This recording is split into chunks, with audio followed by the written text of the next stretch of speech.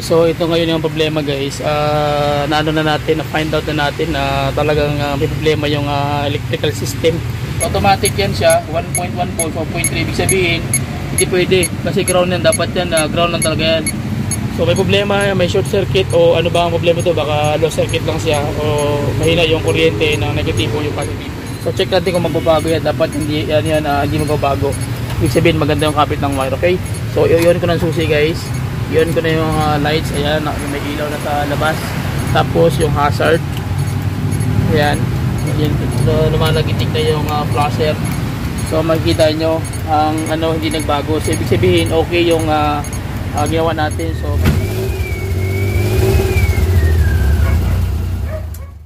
mapagpalang araw guys. So another client na naman tayo na general electrical rewiring po ang ginawa natin ngayon. So hindi magkuman basic pointers tutorial step by step yung aking ginawa, pero at least makita nyo lang yung pasilip ko guys. Although mahababang oras ito, at least makita nyo lang kung paano ko siya dinadandahan, kung ano yung nangyari, bakit naging ganito nakadami yung kanyang wire, nagkagawatay-watay na. So labas na yung kanyang bituka. So makita nyo yung main harness, tinanggal ko na yan. So ang problema nito nasunog yung kanyang wiring, general electrical rewiring po ang ginawa ko ngayon dito. Kaya makikita nyo halos medyo may bago na yung wire. So samahan nyo ko sa simpleng basic pointers guys kung paano natin mai-address o may iwasan yung mga bagay na tulad ng ganito na nasusunog.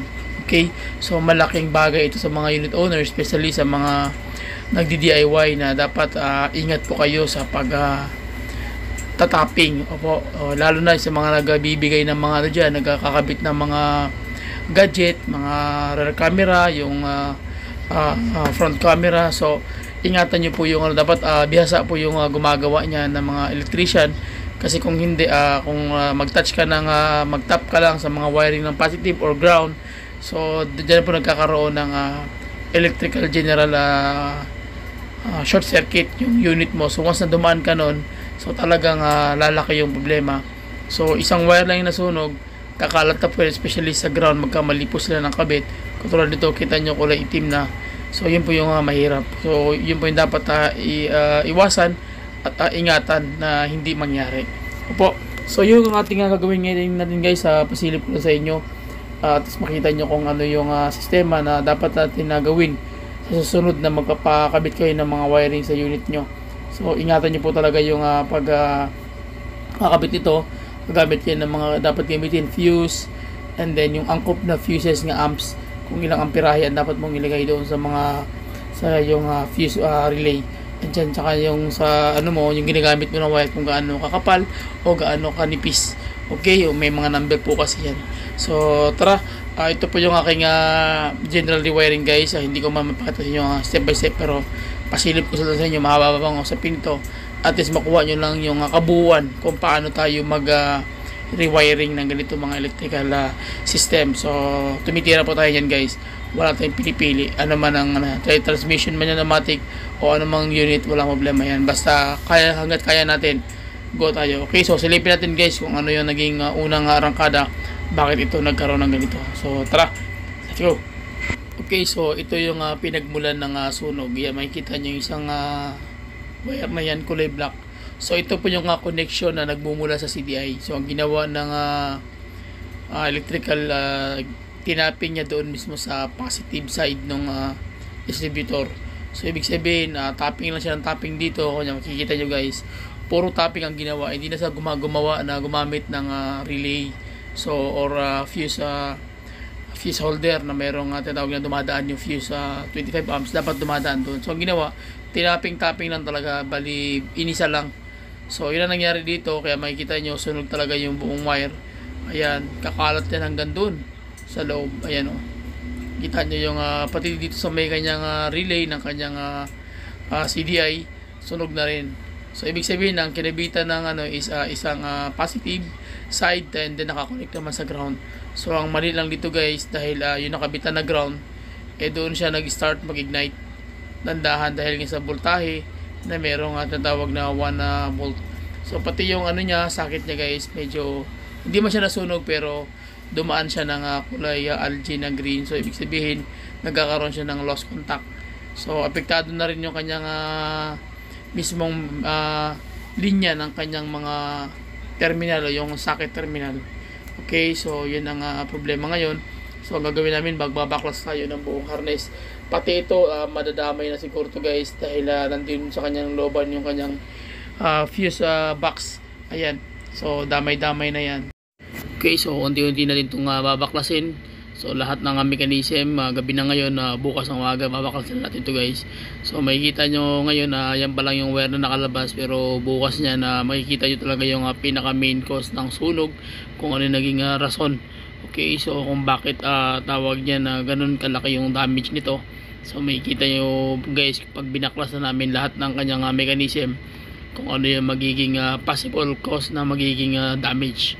Okay, so tara, baklasin na natin guys. Medyo gabi na ngayon, bukas babalikan natin to para makita natin kung anong kalalabasan. Okay, so ayan na guys, nakita na natin yung kanyang binaklas ko na. So yung isang wire dito naka-attach sa kanyang CDI, so positive yun. And then ang nangyari, yung kanyang ground, ayan, mismo black white, so ground yan sa mga Suzuki multicab. Ang nangyari, isa lang yung nag-attach na positive, di natin alam kung bakit siya tumawi doon. So nasunog yung kanyang ground, sunog talaga as in. So magkita nyo itim na itim. So ang nangyari guys, kumalat siya doon sa buong system. Ayan, so dito na siya in-attach ng kanyang electrician nung unang tumira nito. So naghanap siya ng ground. Ang nangyari, positive pala yung nakabitan ng kanyang wire.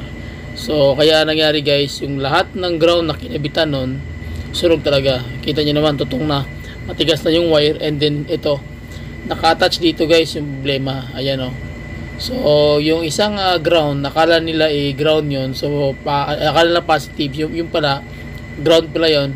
So nangyari, yung voltahe na dumadaloy doon na 1 volts, so nasunog mismo yung kanyang nag-iisang negative.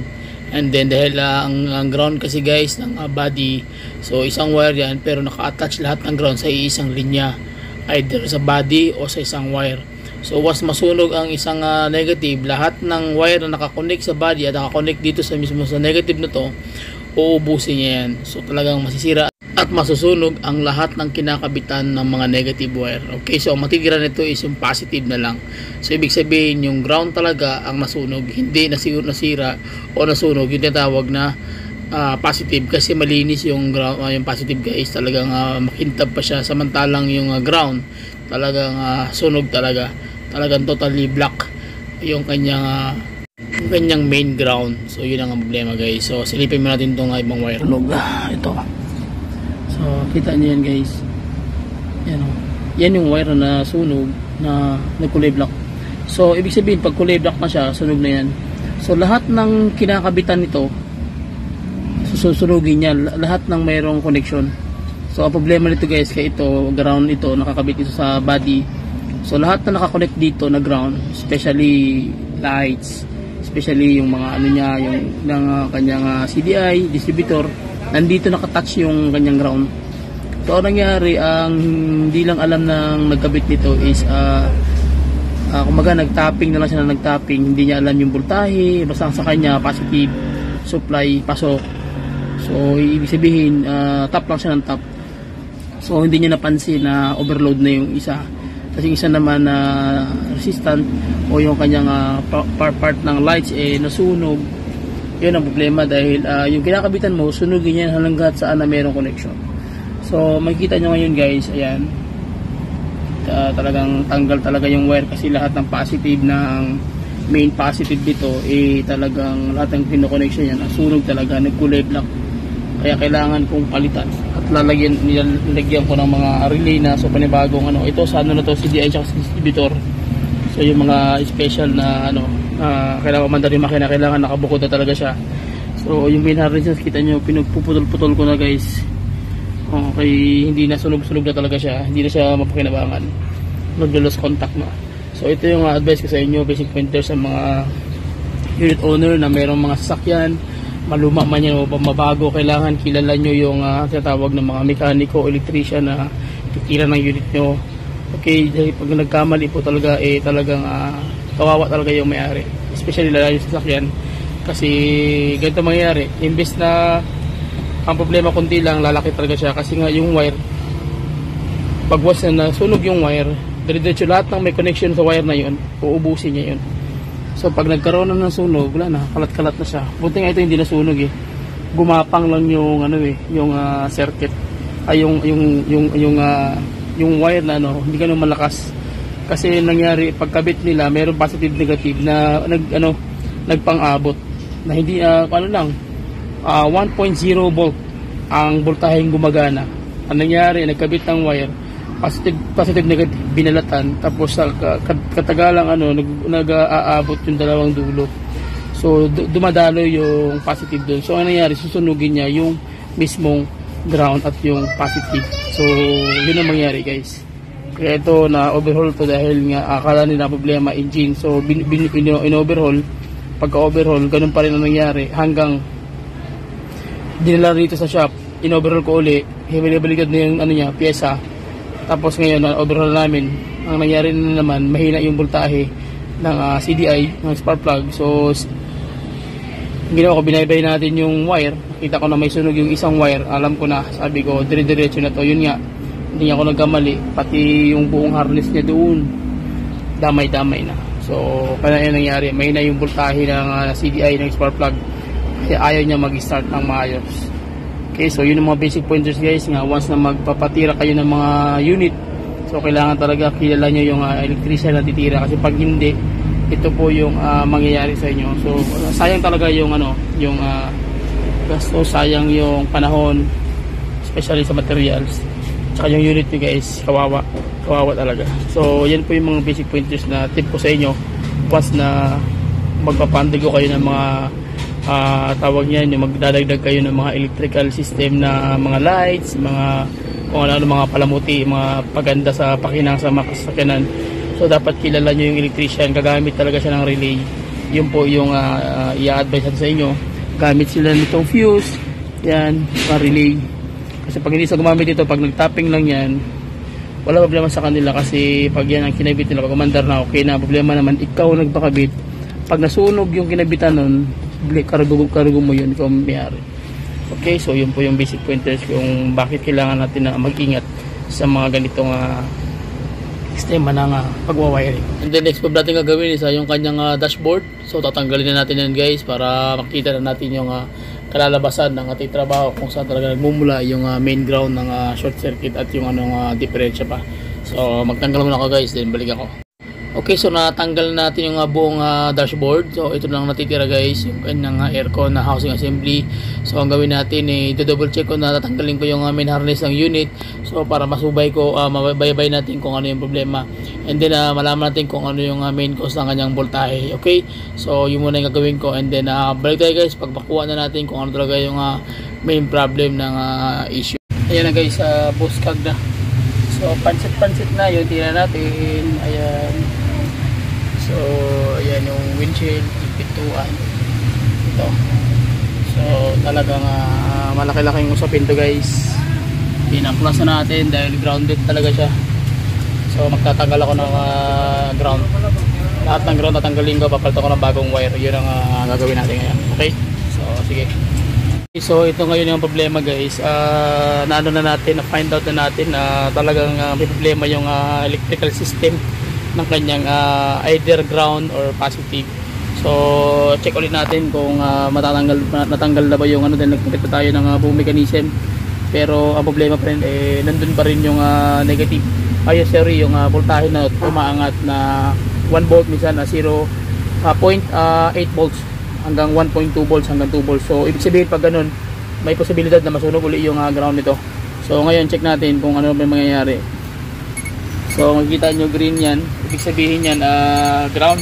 So dapat yan walang lalabas dyan na voltahe o re-rating ng pagre-rating ng 1 volts o 0 volts. Kasi 0.8 volts. Okay. So ang gagawin natin, check natin, iyon natin susi. Yan, kita nyo may lumabas na biglang pula. Ibig sabihin nag-reading yung niya. So gawin natin naman, bubuksan natin yung headlight.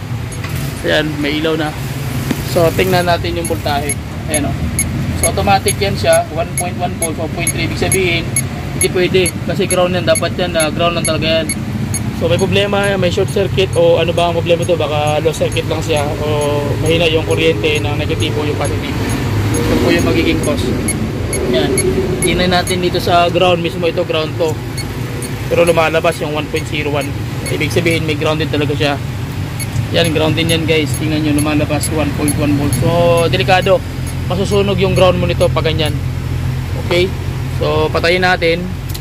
Ayan, so check natin. So ground siya. So chinek ko na yung wiring nito sa sa high and low, sa high beam. Wala namang problema. Ang problema lang talagang yung ground niya is talagang mahina na dahil nga nasunog na lahat eh. Di ba nakita niyo naman, nagpalit na tayo ng ground lahat. So same pa rin. So, ibig sabihin kailangan niya ng malakas na ground. So try natin kung ano mangyari sa sistema na gagawin natin. Maglalagay muna ako ng cable na malaki mula doon sa ground papunta naman dito para supply natin ng ground yung lahat ng parts na yan. Okay, so yun lang guys, yan sasabi ko uli, ingat kayo sa mga pagpapakabit ng electrical system dahil ang mga ibang mekaniko kasi is tawag niyan, tap ng wire yan. So pag hindi mo kabisado, kawawa ka, magiging ganito yung unit mo, chop na siya.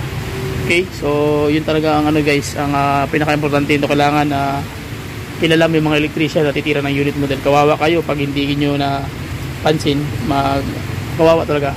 Okay, kasi parang grounded dyan, talagang mahirap. So sige, kabit muna ako ng ground guys para makita natin kung ano yung kalalabasan. Okay, so sige. Ayan na guys, nagkabit na ako ng ground, dalawang ground yan. So para malakas talaga yung kapit. So direct na yan sa battery. And then naglagay ako ng ground doon, ayun, sa sa engine. And then naglagay din ako ng ground doon sa chassis. Ayan, tapos naglagay ako ng isang ground papunta naman doon sa supply dito. Ayan, so ito yung ground na nilagay ko guys, although pambahay to pero mas maganda to, mas makapit ito. So ang gawin natin, kakapit natin yung ground dyan, then check natin mamaya kung anong mangyayari. Okay, so yun nga ang problema dahil talagang talagang mahina ang supply ng ground dahil check ko na lahat ito. Wala na problema yung positive, wala na mga grounded o short circuit dahil napalitan na natin. So ang problema na lang is yung supply mismo ng general na ground niya. So nagbago na ako ng linya ng ground. So ito na yan para sure na talaga yung trabaho natin. Okay, so balik ako pag nakabit ko na, then check natin kung ano mangyayari sa tira natin, kung meron bang lalabas dyan na natawag na 1 volts o yung 0.8 volts. Okay, so sige, balik ako guys pag matapos na natin pagkabit para malaman natin yung final kung okay na tira natin. Yeah. So ayan na guys, makikita nyo negative. So ground na ito, solid wire. So ito muna ginawa kong temporary na wire para makita nyo yung pagkakaiba. So check na natin ngayon, i-open natin, kita nyo 0 volts. Ibig sabihin na 0.0, ibig sabihin wala kang voltahe yan, ground yan. Ngayon ang gagawin natin, i-on natin yung lahat ng lights, headlight, hazard, tapos yung fan, lahat i-on natin susi. So check natin kung magbabago yan, dapat hindi hindi magbabago. Ibig sabihin maganda yung kapit ng wire. Okay, so i-on ko ng susi guys, i-on ko na yung lights. Ayan, may ilaw na sa labas, tapos yung hazard, ayan, lumalagitik na yung flasher. So makikita nyo ang hindi nagbago. So ibig sabihin okay yung ginawa natin. So mas malakas yung ground, mas maganda. So yun ang naging problema sa kanya dahil yung ground niya isa nasunog nga. So nag-general almost ako ng system lahat. Naklas ko talaga yan. Kita nyo naman yung trabaho, medyo groggy. Kasi ang nangyari nito guys, nasunog talaga yung kanyang ground. Yun ang problema. Kaya careful kayo sa mga nagpapakabit ng mga accessories. Yun po yung idea na dapat nyo ingatan, iwasan. Okay po, so check natin ngayon, wala na siyang ground dyan na lumalabas. Dito ganun din. Ayan, wala nang voltahe, kahit mga ilang voltahe din. Ito ganun din, kita nyo naman. Steady yung ground dito rin, ganun din sa body. Yan, okay. So yun, at least nakuha nyo yung basic pointers guys kung paano So may nagtatanong sa akin, kumukuha din ako ng trabaho na mga heavy pagdating sa electrical, pero schedule lang po kayo dahil medyo busy po kasi tayo na tao, pero rin po kasi kami negosyo ng mga live marine products. So bali yung channel natin sinisingit-singit na natin yan. Ang mahalaga maiambag natin kaalaman. So chat nyo lang ako din, pa-schedule po kayo, and then ako yung sasagot sa inyo mga katanungan at kikikater natin yan. Okay po, so ito mukha nyo yung basic pointers guys. So gagawin natin, i-assemble ko na to and then okay na. Kita nyo na yung relay, okay na yung relay, hindi siya mainit. Nakaraan uminit yan eh. Ngayon okay na. So magulo-gulo na yan, dahil magulo talaga, dahil yun nga, lahat ng ground. Papalitan ko lahat ng ground guys, lahat ng ground dyan, ipapalitan natin na dahil mga sunog lahat yan. So ngayon ito okay na, so ikakabit-kabit na natin. Okay? So sige, balik tayo pag matapos na pakabit. Okay, so ayan na guys, at nalikpit ko na dandahan. Makikita nyo naman yung yung pagkakaharness natin, pero hindi pa yan tapos. So konti na lang, katapos niya kakabit na natin yung bongga. So silali, malinis na rin, ayan. Okay na dito, okay na rin. So mga harness niya, nalikpit na. So yung mga relay na lang, saka yung fuse. Sige, so balikin namin guys, pagkatapos balik tayo kung ano mangyayari. Okay? So tara. Okay, so ayan na guys, at nalikpit ko na dandahan. Makikita nyo naman yung yung pagkakaharness natin, pero hindi pa yan tapos.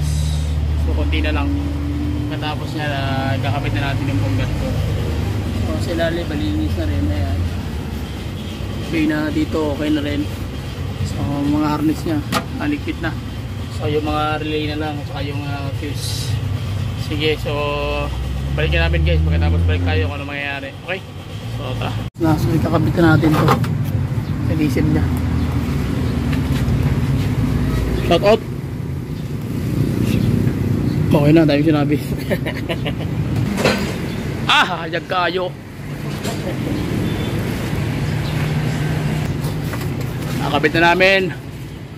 Okay, so ayan guys, nakakabit na natin itong yung mukha. So ikakabit ko na lang itong puting natitirang wire para ma-iayos natin. Inikabit natin natin dito ng mga tachometer, etc. Okay, so sige.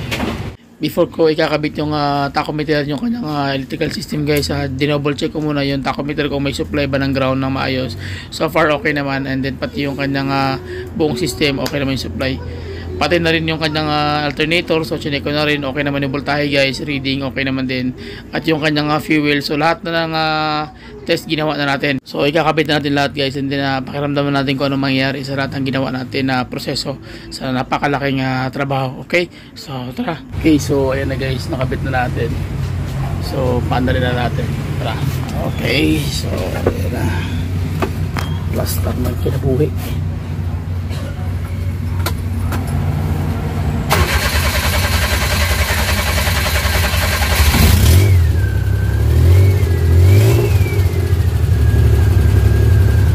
Okay na.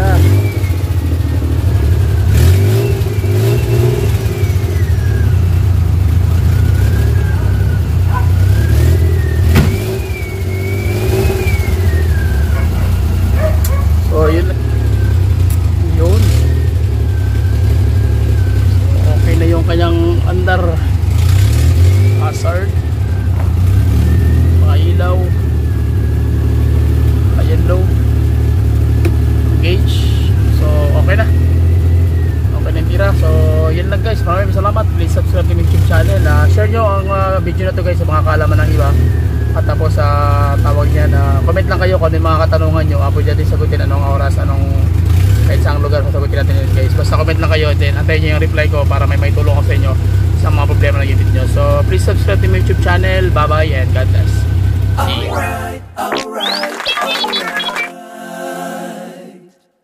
Okay.